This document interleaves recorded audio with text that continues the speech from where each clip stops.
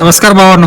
आज आमच्या इथे स्नोचं वादळ आलेलं आहे. वादळ, स्नो स्टॉर्म म्हणतात त्याला. खतरनाक स्नो पडायला लागल्या. हे बघा, पूर्ण फक्त 10 मिनिटांमध्ये एवढं स्नो स्नो झालेलं आहे. समोरच काही सुद्धा दिसेना झालेलं आहे. मी आता आमच्या बिल्डिंगच्या 12व्या फ्लोअरवर आहे. सिटी बघाई काय